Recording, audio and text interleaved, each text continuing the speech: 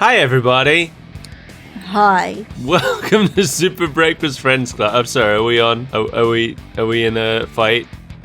Yeah, we are fighting. Oh, sorry, I didn't know. Could we do this show mid-fight? I would prefer if we didn't. I would prefer if we got this beef out of the way. Alright, what do you want to say to me? I need you to stop flexing your burps over me. And I also need you to acknowledge that you are, in fact, a fart in human form. Okay, I'm sorry about the burping thing, and I will acknowledge my fartitude. Thank you. Welcome to Super Breakfast Friends Club.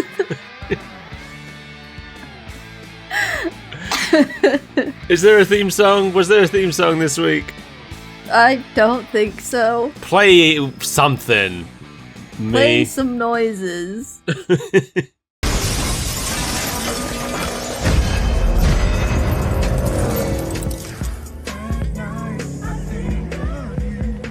We watched Twisted Metal this week.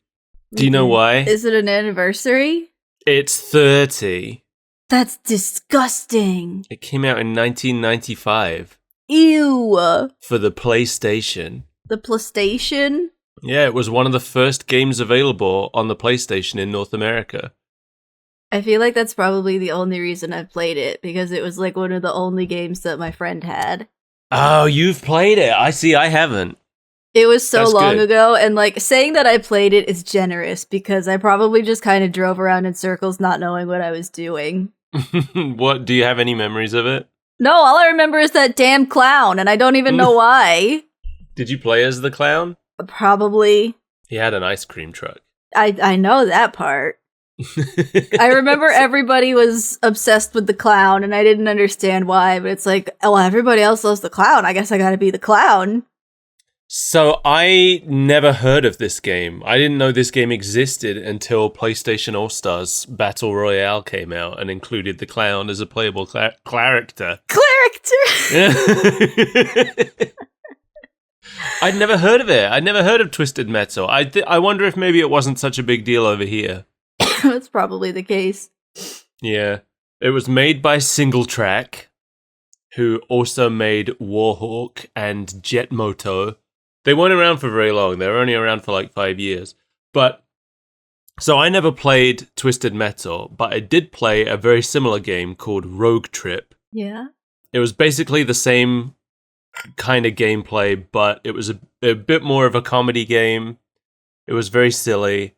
You were in a post-apocalypse, and you had to fight in cars while also fighting over tourists that you were picking up and driving to, like, tourist destinations that they wanted to see. Okay. And you would shoot the other cars to get them to eject their tourists so you could try and steal the Would you have tourists. to, like, catch them as they flew through the air? Yeah, they would come down on a parachute. That's the dumbest thing I've ever heard. So when I heard about this game, I thought, oh, so Rogue Trip, I guess, was probably a rip-off of this game. But then in my research on this game, I found out it was actually made by the same people. Oh. So Rogue Trip has stuck in a way because it's the thing that introduced me to ska music. What a weird that was thread part of fate. That was part of the like silliness of the whole game. Is that the entire game, the entire soundtrack was the music of the Mighty Mighty Boss Tones. There's nothing sillier than ska. For a long time, they were one of my favorite ska bands. And it's because I found them in this game. And then I found them in this game, and then I forgot about them for a long time. And then I found them again in Donkey Konga, of all places. Reunited through Donkey Konga, a tale as old as time. I think they had I don't think they exist anymore. I think one of the band members went anti-vax or something. Don't quote me on that. I don't remember if that's correct. Yeah, you're spreading disinformation. So anyway, yeah, it was published by Sony Interactive Studios America, who also worked on it. The game was designed by, I don't know if this is how you pronounce his name, David Jaffe, I think. I don't care too much about getting it right because I think he's a little bit of a jerk. God, you just hate everyone you're talking about today. Well, listen to this quote that I got from Wikipedia. Jaff had difficulty establishing positive relationships among industry developers due to his hubris. Hubris? What a word to use. Yeah, he's got a large head. I remember the first time I ever heard of him, I want to say it was because he was shit-talking Japanese developers for some reason. Okay. I just remember that the first time I ever heard of him, I was like, oh, this guy sucks. The first time I ever heard of him, and I was not impressed. Yeah, but he worked on Mickey Mania. He was a game designer on Mickey Mania, which is... I remember Mickey Mania. It still haunts my nightmares. It's the only game of his that I've actually played. But he's also the, I believe, creator of God of War. Oh. He at least was a game designer on it. I think the director. I think he created it. So, like, whatever. Good job, I guess. I've never played a God of War, so I don't know. People seem to like them. Yeah. People seem to really like the Dad of Son games. Yeah, that's the newest ones, right? I've heard those ones Yeah. are good. I think I'd like those ones. Yeah. Where he's calmed down a bit, settled down, and had a son. Yeah. Yeah, I want to try those. I was never interested in Yeah. the older ones, though. Yeah, I can't say I was either. The idea for this game apparently came about while the development team was stuck in traffic on the 405 interstate, and they were fantasizing about destroying the other cars. That checks out. And apparently, Twisted Metal and Warhawk were two of the first games that came out for the PlayStation in America. And they started development as a single game, but they were split into two. Twisted Metal was car combat, Warhawk was air combat. Apparently, they were both one game at some point. Yeah, the cars flying around. Yeah. I think one of the vehicles you could have in Rogue Trip was a helicopter that you could fly around with, so... But what about an ice cream truck? I don't remember if there was an ice cream truck. I'm going to be real with you. I only ever played as one character in Rogue Trip.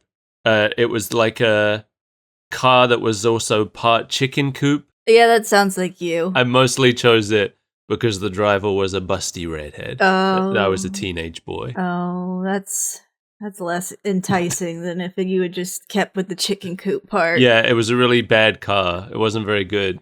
His weapon was rubbish. But you got to drive around with a big pair of titties. Well, I didn't get to see those because they were inside the car. So you just made the worst choice for no reason. Well, I knew they were in there. That was enough for me. Apparently, the working titles for this game included Urban Assault, Cars and Rockets, and High Octane. Okay. I think Twisted Metal is better than all of those.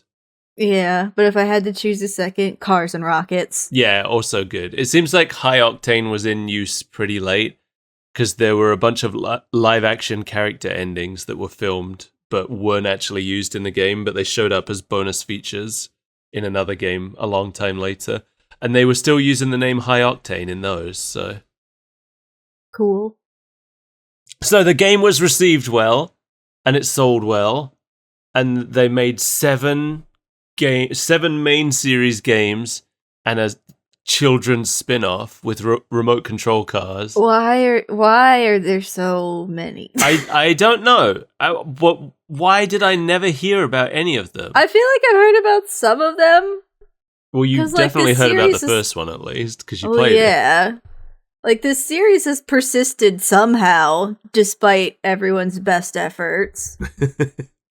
I guess it's because I never owned a PlayStation. That's probably part of it. But, you know, I heard about Ratchet and Clank. I heard about Crash Bandicoot. You just didn't want to know about Twisted Metal. Maybe not. I don't know.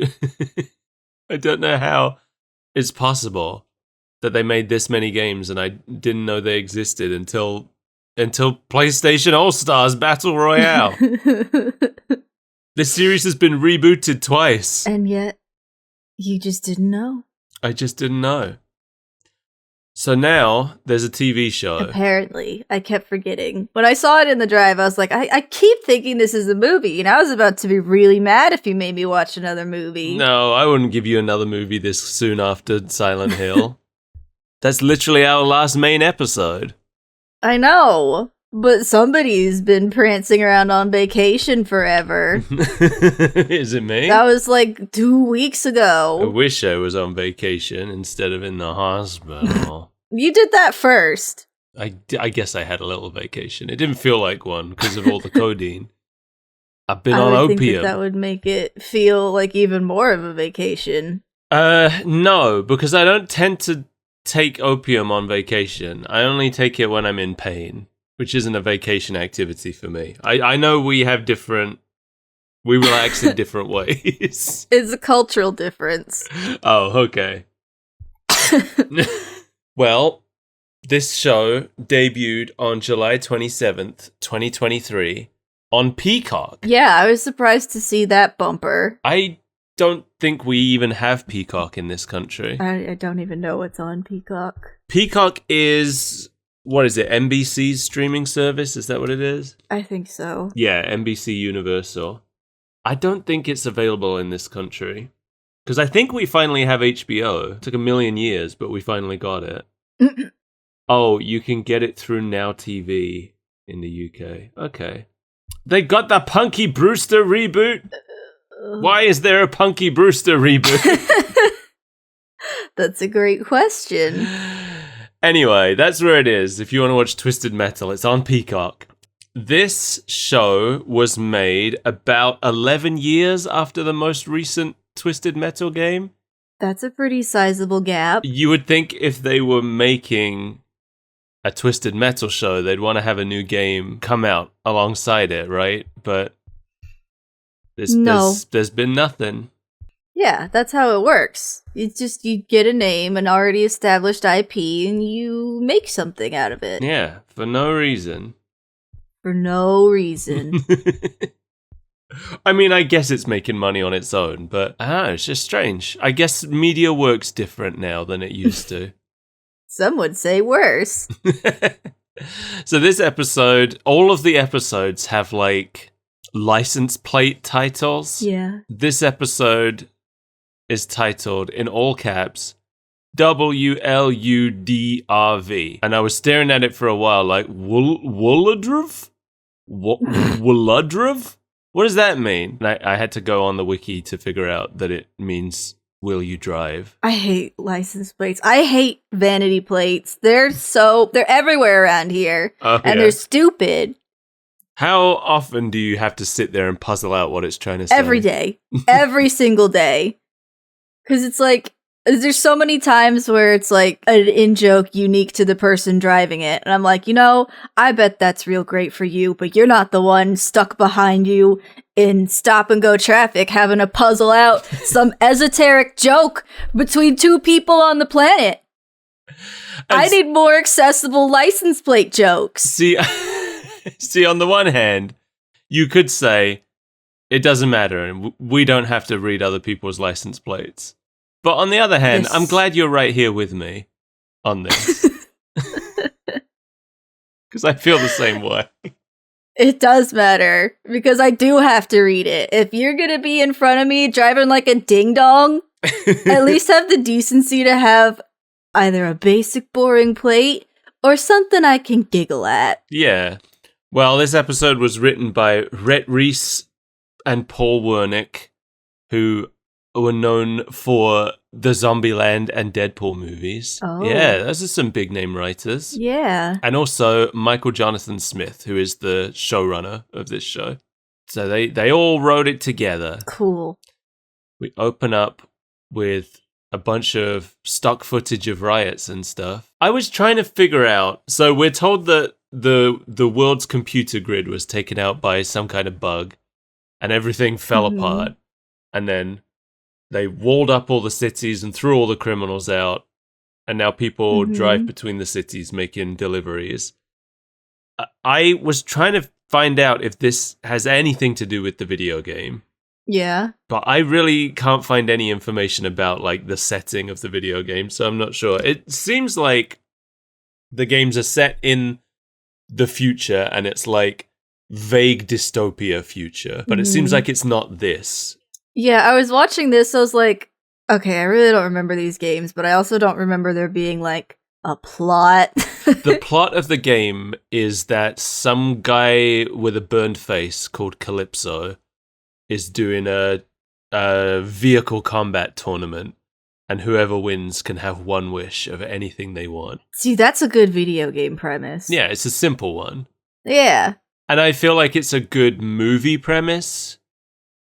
Maybe you couldn't get a whole TV show out of it, though.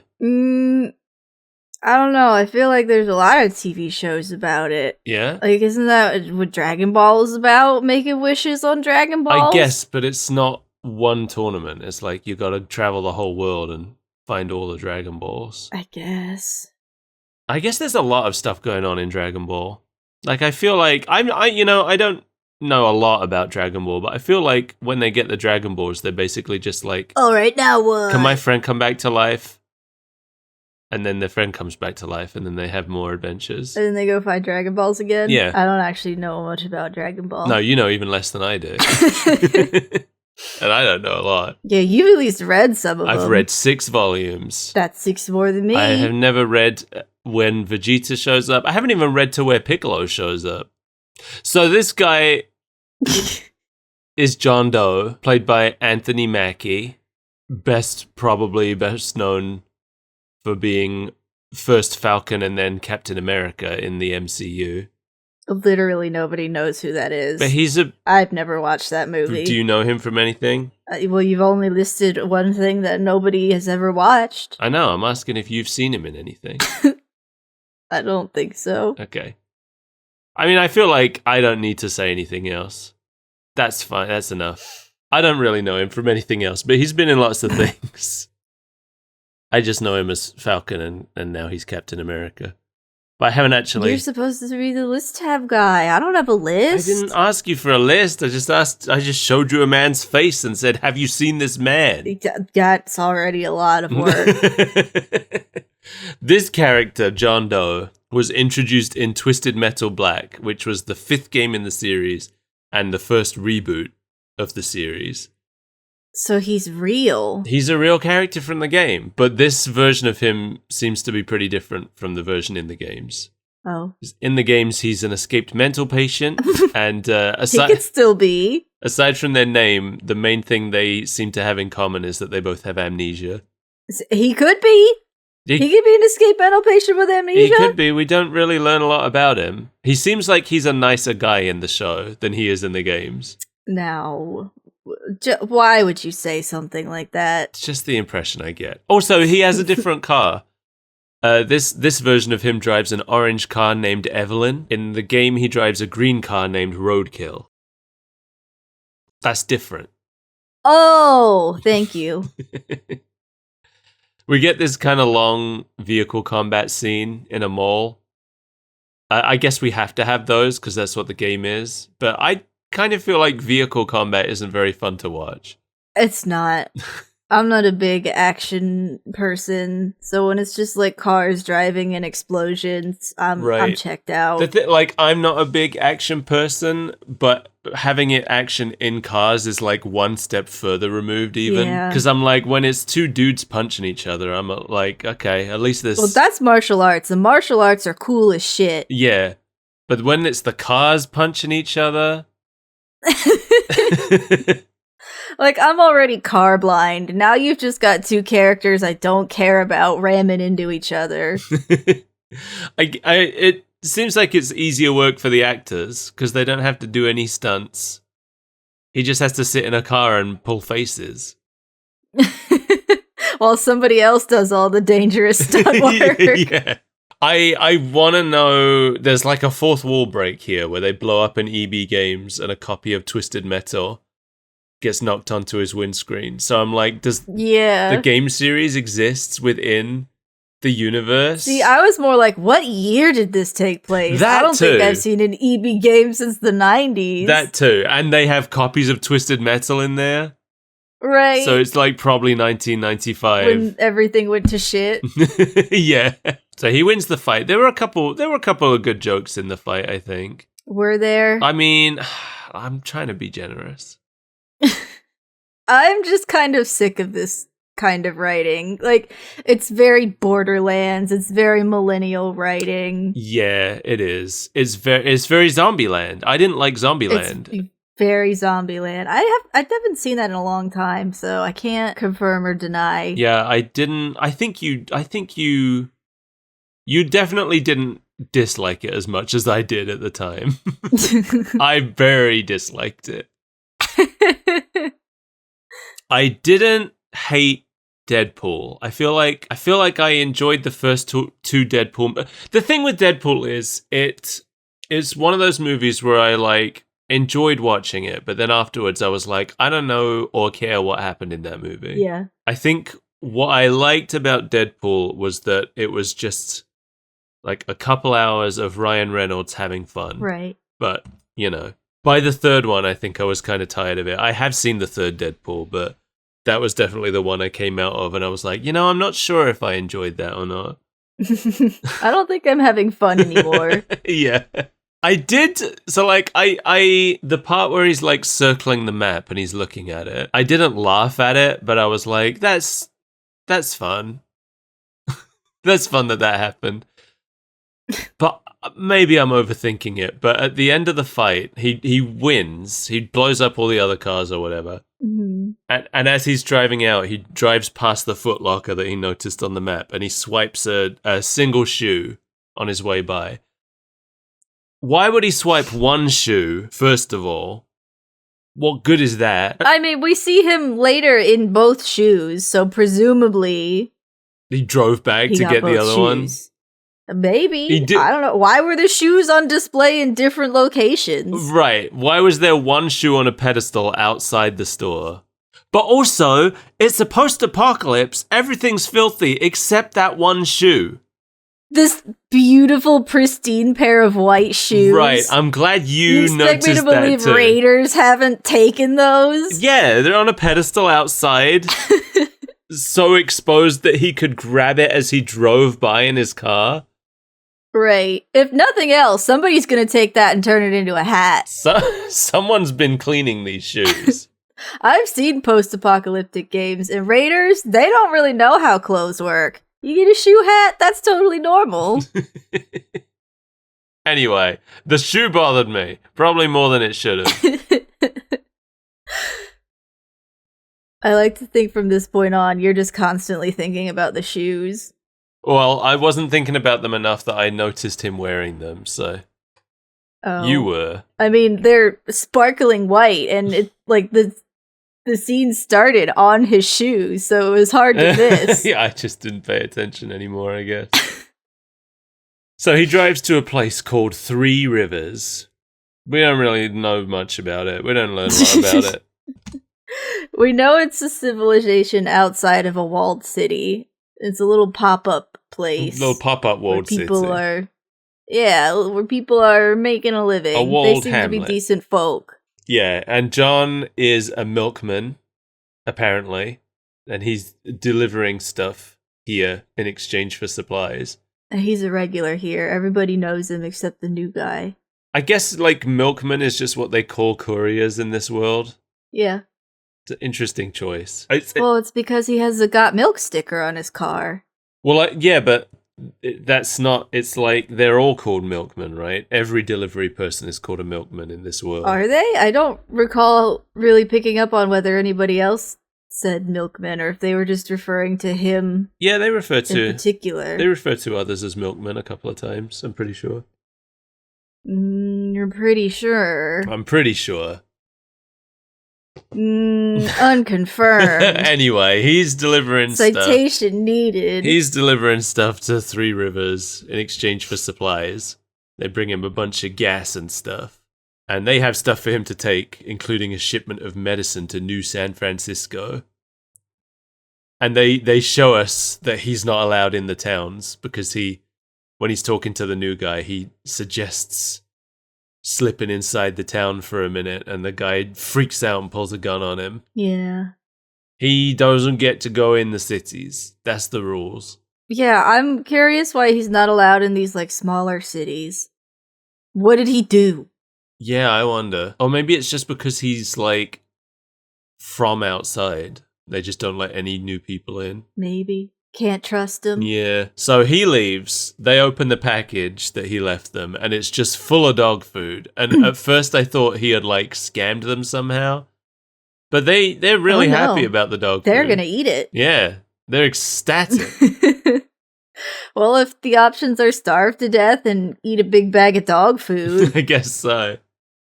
I did like the montage of him making deliveries, because there's the part where the furry gives him some new windshield wipers. That's not a furry. That is a gimp. Well, it's a furry gimp. I wasn't going to put too fine a point on it, but it's both. That is a man in a puppy mask. On a lead. But I liked, he's really excited about the windshield wipers, and then later we see him marveling at how well they clean the blood off his windshield. Yeah, he shot that man right in the taint. Yeah, and his wipers did a real good job of wiping it. See that? Tension springs keep the blade flexible for premium wiping performance. Good for her. Two people try to break into his car while he's peeing, and he scares them off with his gun, and he doesn't shoot them. I think that's his save the cat moment, because he could have killed them, but he doesn't. Or, he could have just been conserving ammo, I guess, since they were running away. Or are we to believe he's some kind of Batman? I don't know, but I'm choosing to believe that was his save the cat moment, because in like the very next scene he eats a baby seal. He does do that. Well, I think that was an adult, because a baby would be like furry and that one wasn't. I think it depends on the breed. Species. Yeah, you might be right though, but it was definitely a small one. Yeah. And it was giving him... There wasn't like a big fat sea lion. It was giving him puppy eyes, and then in the next scene he's just eating. Do those taste good? Probably. I can't say. No, I would think that they were fishy and gamey. They're probably very fatty. For sure. I don't know.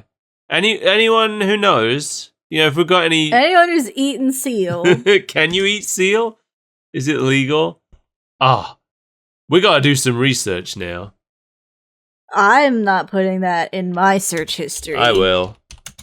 I'm already there. Can you eat seal? Yes. Seal meat is the flesh of seals. Thanks. Thank you. Often hung and dried before consumption. Historically, it has been eaten in many parts of the world. Practice of seal consumption by humans continues today in Japan, Canada, and Norway. See, I would expect that from Norway. But those other two? Seal meat in general is lean, containing less than 2% fat. Okay, I was wrong. Really? High in protein and has an amino acid composition that is well balanced. Doesn't say anything about how it tastes. Yeah, I don't care about science. What's it taste like? Yeah, we need Solid Snake's notes here. Oh no, sorry, it's Naked Snake. Who's obsessed with how animals taste. Although Solid Snake did talk about it a bit in Smash Brothers. I believe he had a long conversation about what Yoshi might taste like. Do you have a long conversation about what his eggs might smell like? Don't bring that up Do you here. think he's embarrassed? God, what if they referenced that in Smash Brothers? If they did, my soul would leave my body. You'd lay an and egg. never return. Yeah, and I would be embarrassed. Anyway, John is looking at a photo of his family. It's him as a kid and some like cut off people. And two headless adults. Yeah. We go to New San Francisco. There's like a shanty town at the gates. All these people outside the city. Right. He shows up with the medicine shipment and they give him a gun as payment. And then they invite him inside the city. And it's made very clear to us that this is a big deal. Yeah, I like that he's invited inside by the COO, not like a mayor or a governor. The COO. What does COO stand for? It's like a step below CEO, but I forget what it stands for. The Chief Ovary Operator. Chief Operating Officer. God. I don't even know what CEO stands Chief for. Executive Officer? Oh. Anyway, we get this long parallel parking scene. It's kind of funny. It's funny because nobody likes to parallel park. Yeah, I want to say this was the thing I thought was the funniest in this episode. Maybe there was something else, but that's the first thing that comes to mind. It's such an easy joke. It is an easy joke. And that's why it's funny. They make him strip down and decontaminate him. And I wasn't sure why, because it was like a computer virus that took things down, right? It wasn't like a real virus. It's just because he's a filthy outsider. Yeah, I guess so. What if he brings in the COVID? They use a little perfume bottle on his butt for some Right, reason. was it especially heinous? Is that why they had to do that? I liked his high C t-shirt. Did you notice it? No. Yeah, he's wearing a high C t-shirt. The logo is obscured almost any other time you see Yeah, him. this is the only time you can tell. I wonder if there's any like high C money getting passed around for this. Are those guys still around? I don't know, because I still hear about it sometimes. I still hear about like Ecto Cooler, but I'm never clear if they're still making it or if it's just people trading ancient Ew. boxes of Ecto Cooler. Yeah, I guess they sell like drink powders and stuff now too. Wow. Ecto Cooler came back in 2021. Briefly. I guess probably for that new Ghostbusters movie. Oh well. I remember Ecto Cooler. Everybody remembers Ecto Cooler. That's why they keep bringing it back. Yeah, it was around for a long time, I guess. If I remember it when I was a kid, that means it was around into the 90s. Did it even taste particularly good, or is this like a Szechuan sauce thing? It was just orange juice, right? But green, I think. Then why is it called orange juice? Because it was Ecto Cooler. This is where he gets introduced to Raven, played by Neve Campbell. Oh God! No wonder her face looked so familiar. I was like, I know I've seen her in something, but I can't place it. Yeah, I was really surprised to see her. Neve Campbell, probably best known for playing Sydney in the Scream movies, right? Yeah. And Susie and Wild Things. Did you know she was in an episode of Are You Afraid of the Dark? As a kid, I guess so. She's in an episode No. called The Dangerous Soup. I've heard of that episode, but You haven't? in my current rewatching of it, I've been slow to pick it up. Okay. I have not gotten back to that episode. I think I'm only in season 3. We gotta watch The Dangerous Soup together. I gotta see Neve Campbell in Are You Afraid of the Dark? Are you afraid of the dark? Dangerous soup. Oh, it's the season that I'm in right now. Oh, good. Well, Raven is another character from Twisted Metal Black, the 5th game. I'm distracted by the fact that Dr. Vink is also in this Oh, episode. good. Yeah, this is like the 4th one he's been in. Yeah, he's important. Yeah, in the games, Raven is not the leader of a city. She's just a goth girl. Oh, yeah, the name checks out then. Yeah. She's the one who refers to other milkmen. She says that he's the only milkman who's been to their city more than twice. He's been like Okay. over a dozen times. I just don't remember her using the word milkman, but maybe she did. I don't know. think she We can did. agree to disagree. Comment on for us. Someone else who's watched this. No, wait, you know what? I can just put a clip in if she said it. If there's a clip of her right now, then she said it. We get a lot of milkmen coming around here. If there isn't, then Mel was right.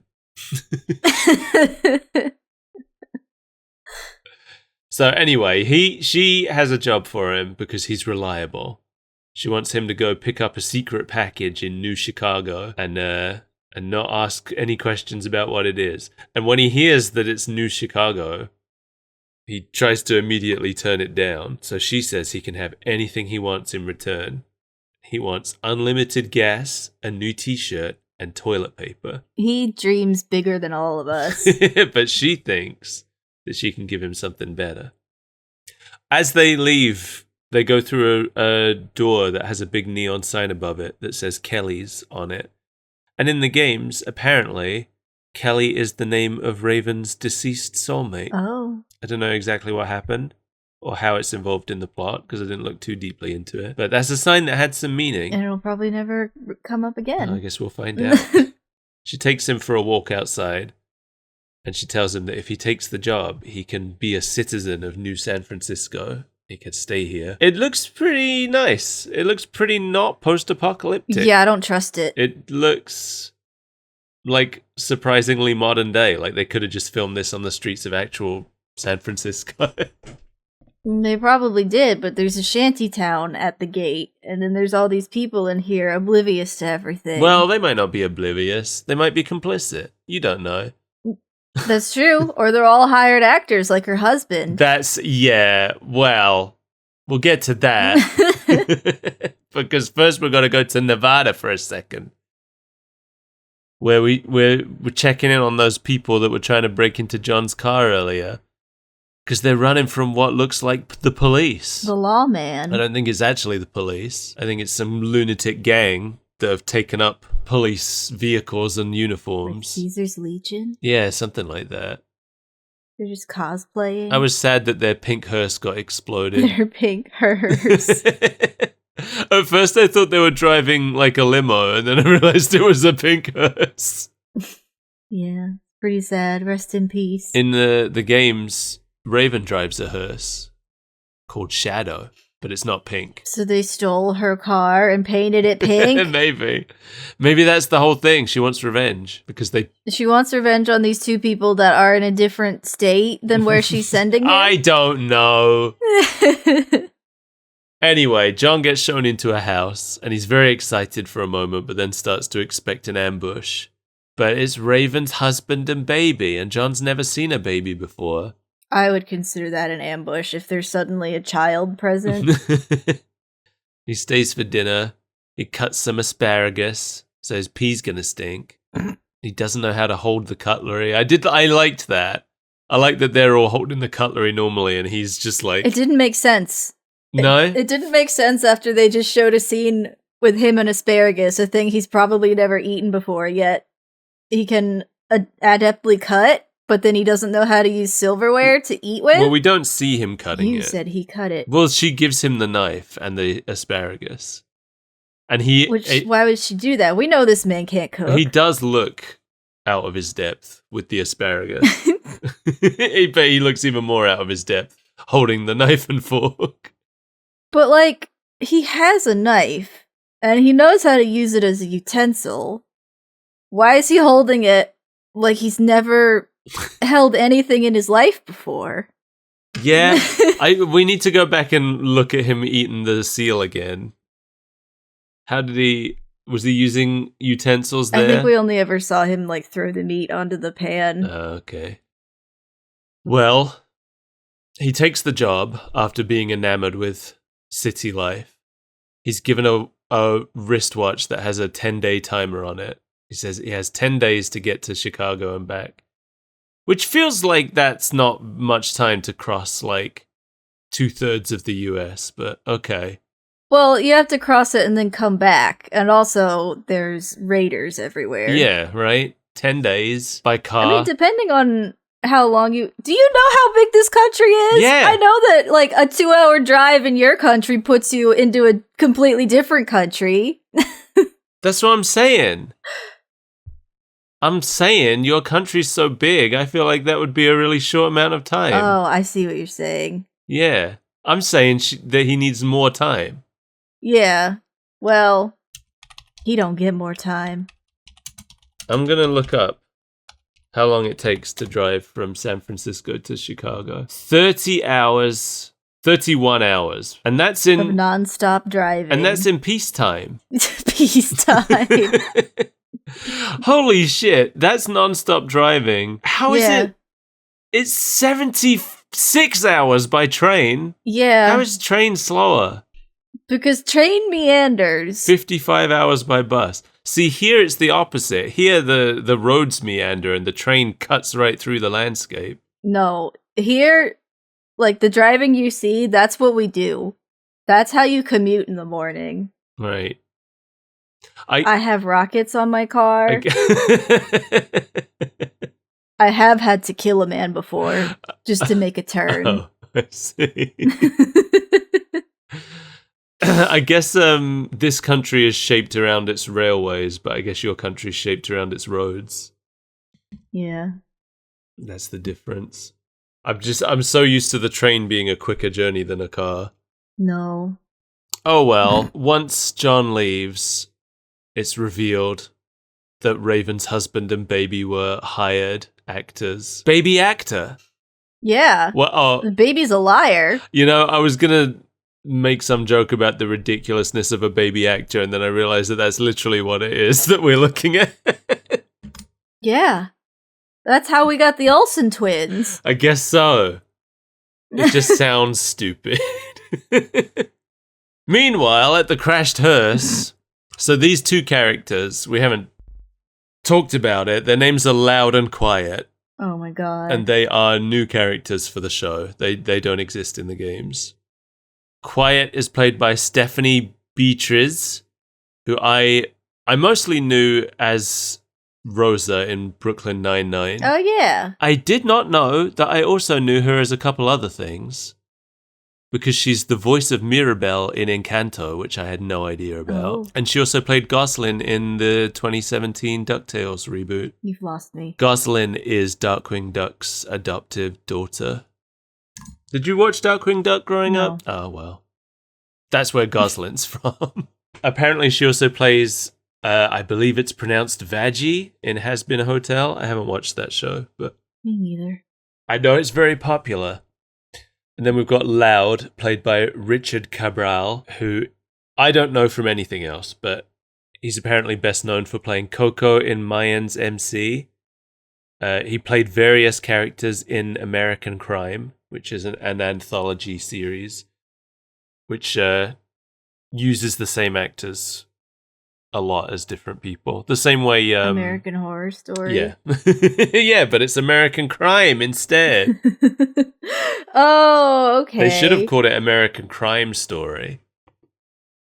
They should have, but then people might think it's American Horror Story and not watch it because that show stinks. Oh, does it stink?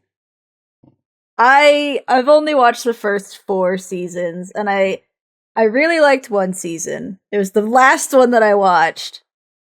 The ones before that they ranged from okay to terrible. Wait. So I heard Hotel wasn't good. So Wait, so you watched it when it was trash, and then they did one you really liked and stopped? No, yeah, I guess. But after that Hotel came out and people gave it really mid reviews, and I was like, I'm not really interested in this show anymore. I hate watched the first 3 seasons. And But then when it got good, you were like, nah, I don't want to watch it anymore. I didn't trust it because season 2 I kind of liked. I hated season 1 and I hated season 3. And then season 4 came out, and the reason I liked it is because it was the complete opposite of everything I had watched before. Right. Because they actually did a lot of really good character development. So you really felt for the characters, whereas all the characters in every other season were pieces of shit. Right. And I remember once my coworker at the time saying well, that's the guy's style. He makes people that aren't necessarily good people. I was like, listen, I get that. I love a complex character. I need to like something about them. All of these characters suck and I hate them and I want them all to die forever. But you did keep watching it. I told you I was hate watching it. And then because some of my friends for some reason really liked season 3. And so I watched season 3 and I was like, this is one of the worst things I've ever seen with my eyeballs. And then I don't know why I watched season 4, but that was my favorite one. And then you stopped. And then I stopped because so many people had told me that this show was so good. That's why I started in the first place. Right. I was like, that was bad. That was real bad. Yeah, And I don't know why.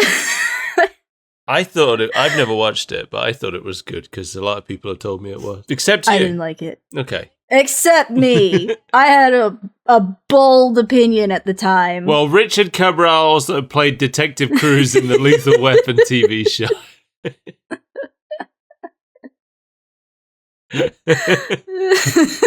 Just so we know. Okay. The leader of the cop gang, comes over to give them a lecture about the policeman he idolizes.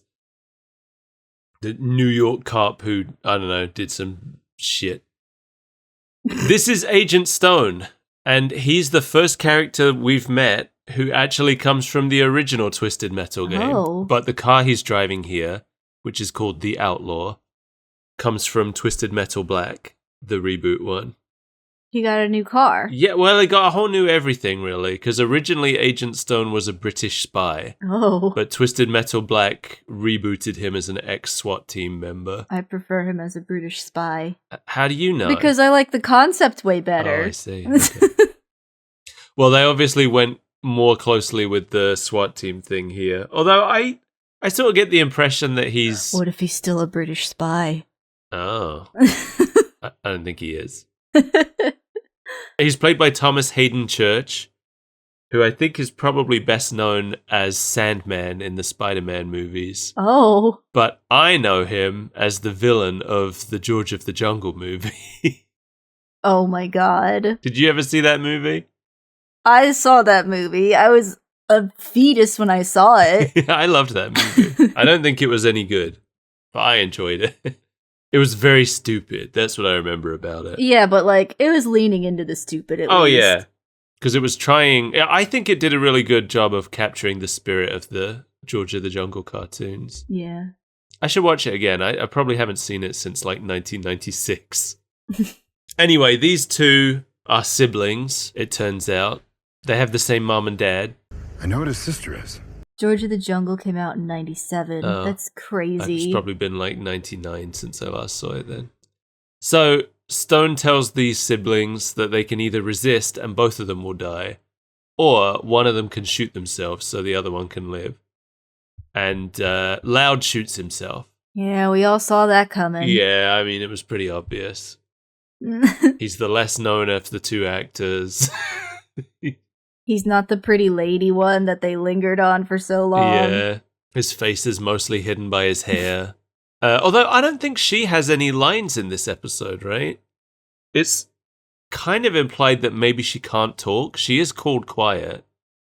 She either can't or doesn't. Like, it's implied that she's undergone something extremely traumatic. Yeah. And there's like a reason she doesn't talk. Yes, the Agent Stone notices her. She has a missing finger, which we saw earlier when she flipped off John as well. And he sees that missing finger and he knows that means that she's from Orange County. I've heard barbaric things those insiders will do to their own to keep them in line. So I don't know, like maybe she's had her tongue removed or something. I don't know. If they're cutting I do things think off. we see her tongue, but yeah, maybe. Yeah, I'm not sure. I didn't look too close. But she's, for some reason, she doesn't speak in this one, but maybe she will later. Who knows? Probably. There's a lot of characters who don't speak in this episode. So they brand her and they let her go, but they leave her a single bullet in case she decides to... You know she's gonna kill him with that bullet. Yeah, I mean, that's where you expect it to go. But I don't know, maybe he won't die because he's a character from the games. So, like, He's gonna die. this show's still running. Is it? Yeah, season 2 hasn't finished yet. Crazy. Yeah. Anyway, now we go to a diner where John gets caught in some kind of bomb trap, it looks like. Yeah. Something that you need at least 75 sneak trap to disarm. Yeah. He has to get Tommy to come out and untrap him.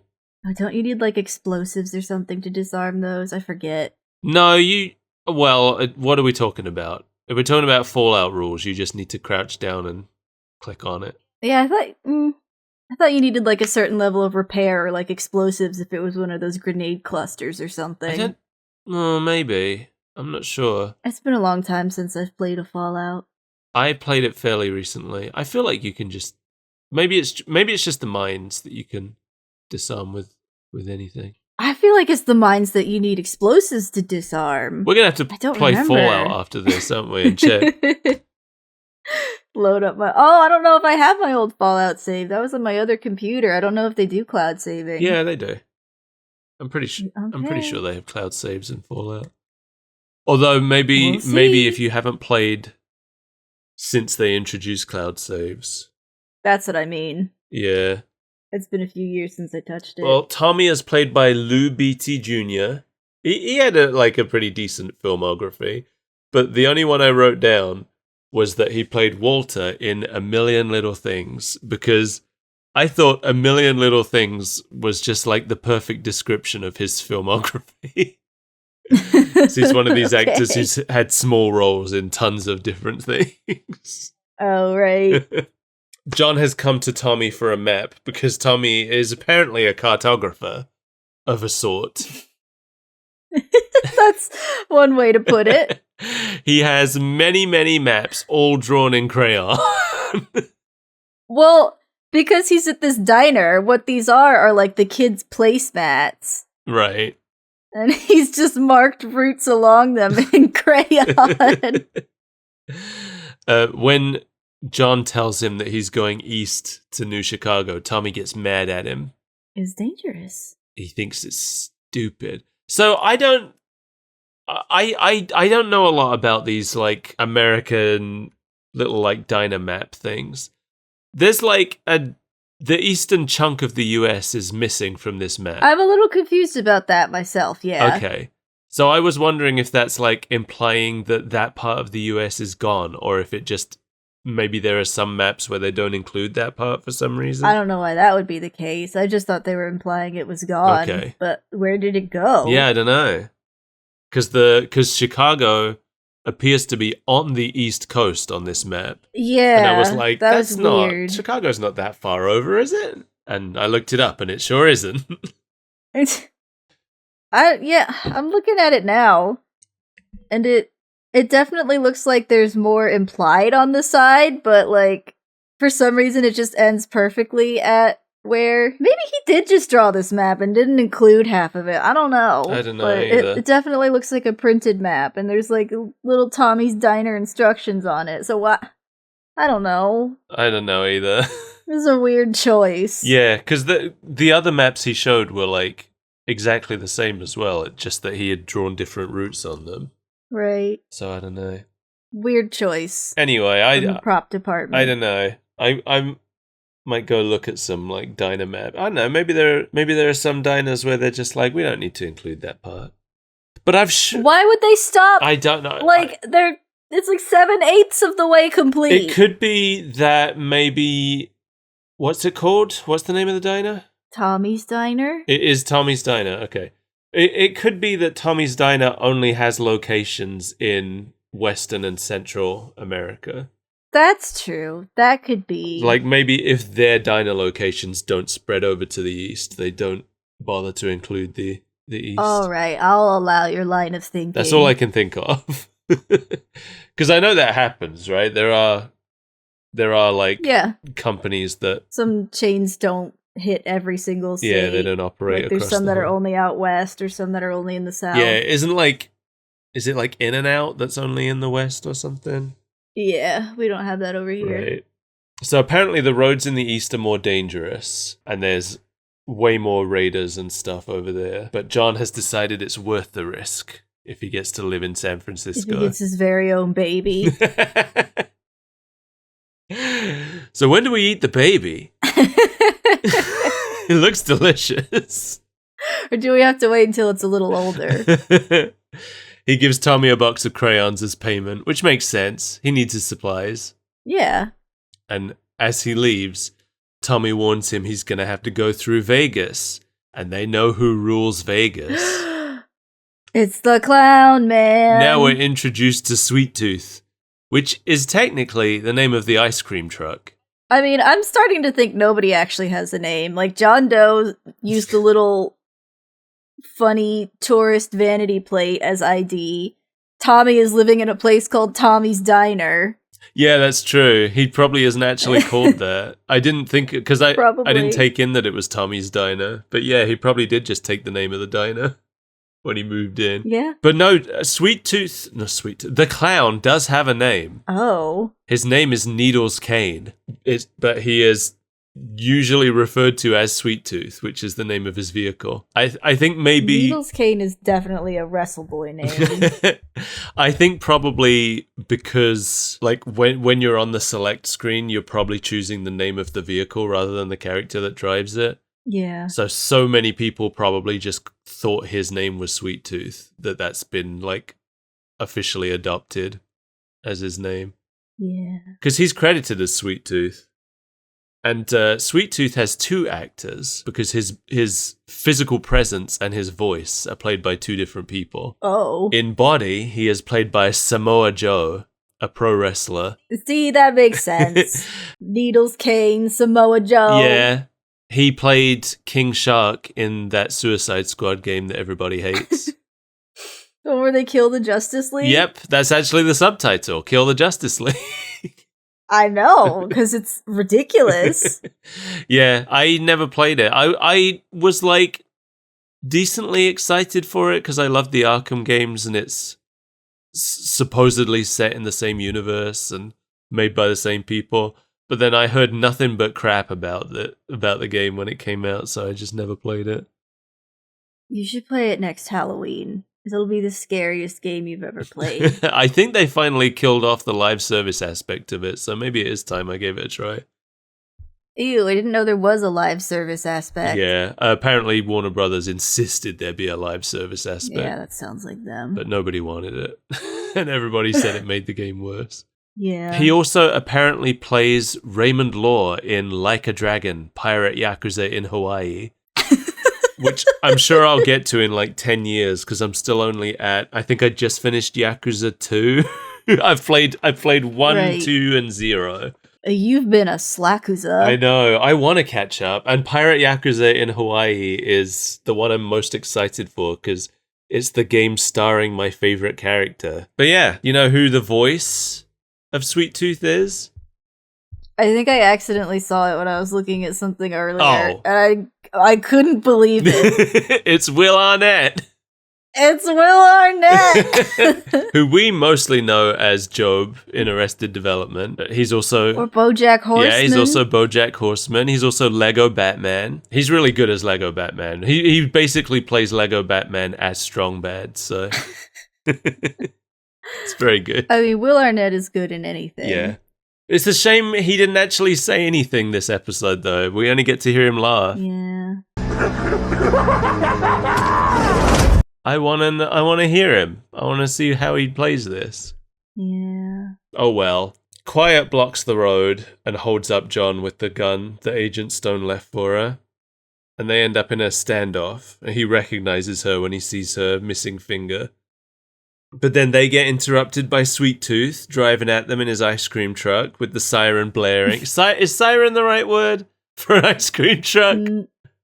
It definitely isn't. But like an ice cream truck like this, I don't know what else you would call it. No.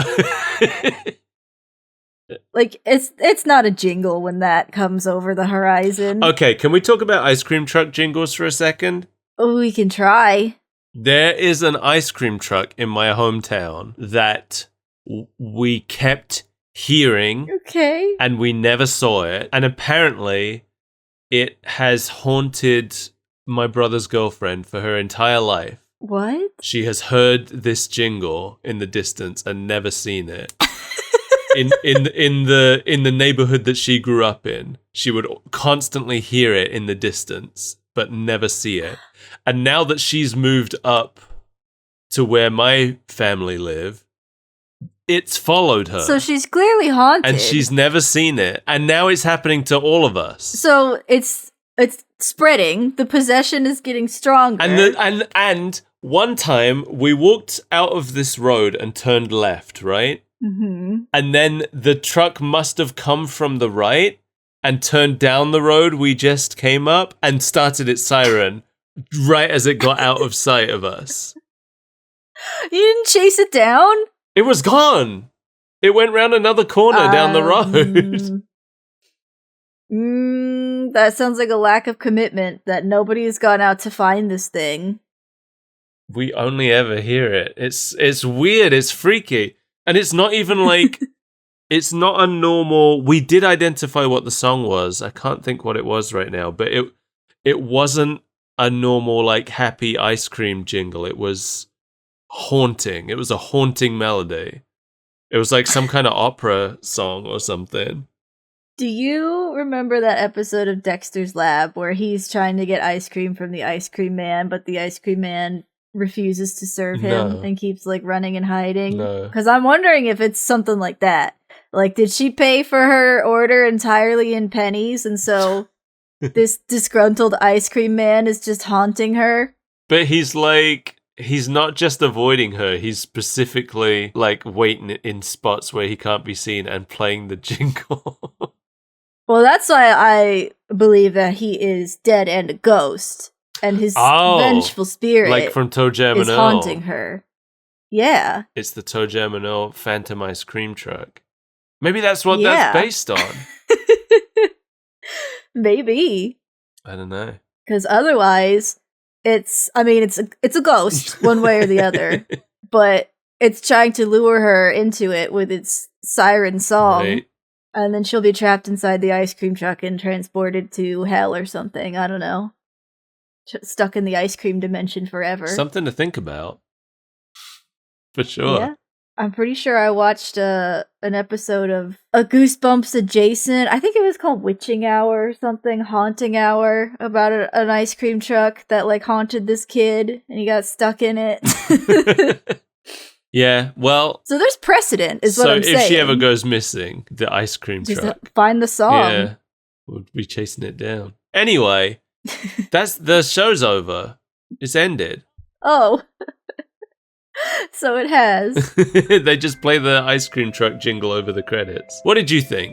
It's fine. I don't love it. I don't hate it. Yeah. I'm not super enthralled with the writing. I wonder if I was a big fan of Twisted Metal, the video game series.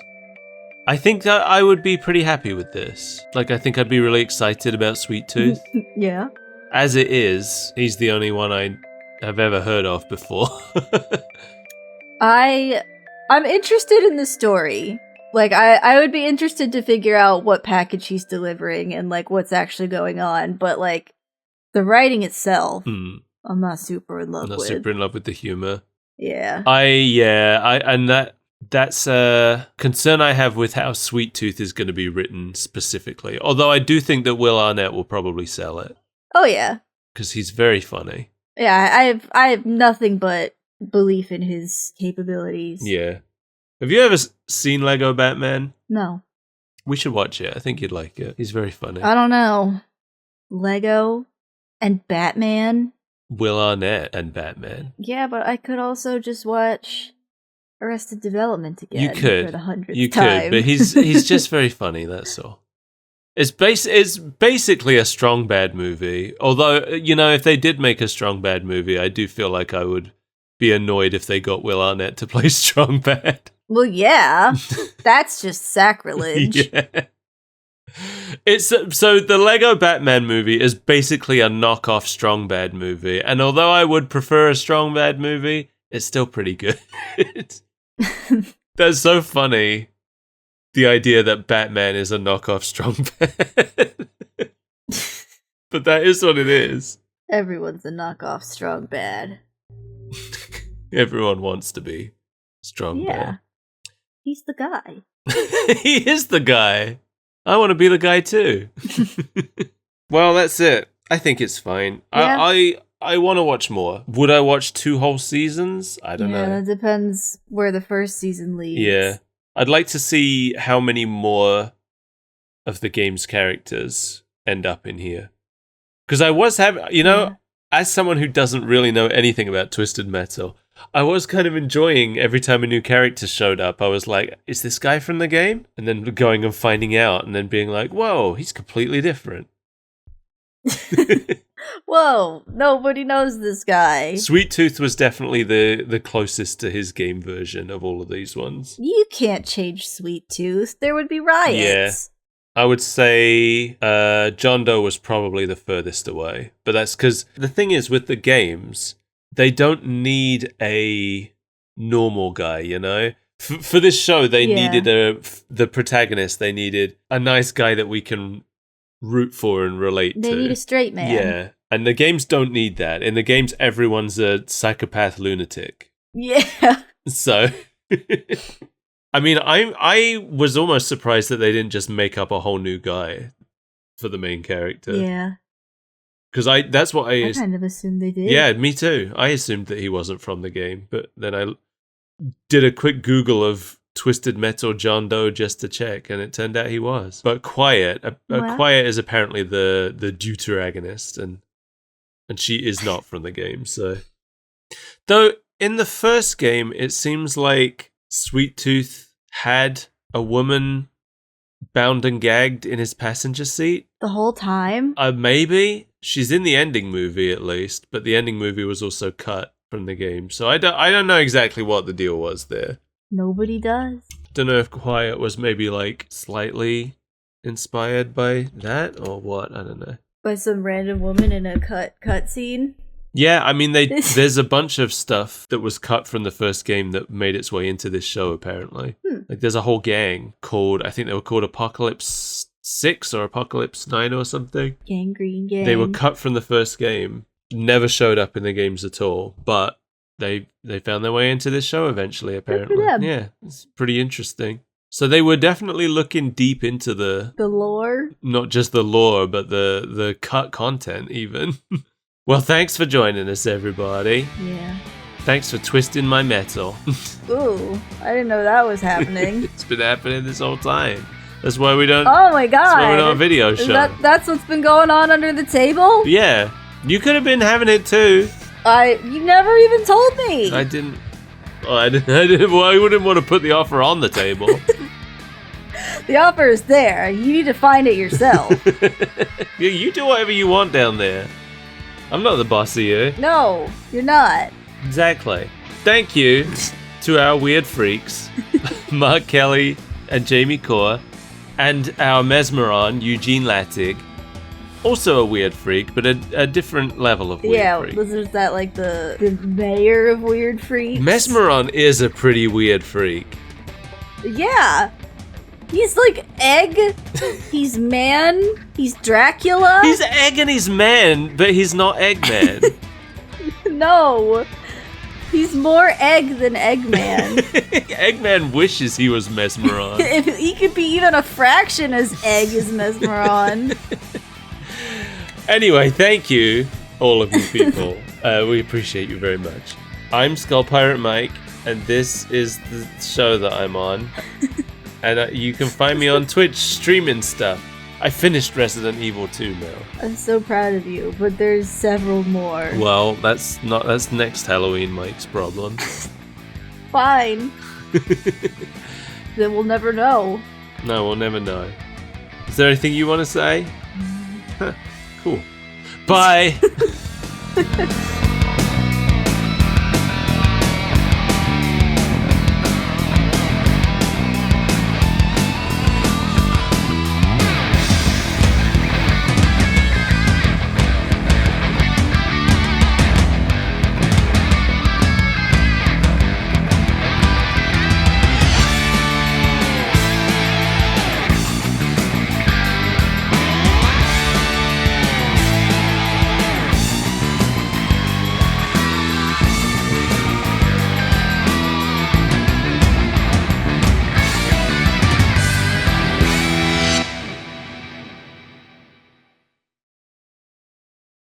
No, my brain is fizzled out. I need to turn it off. Okay. I don't have anything else to say about that. Like I said, I'm not like sick, but like I'm sick enough that my brain's like, don't look at me. Stop prolonging this. Don't expect of me.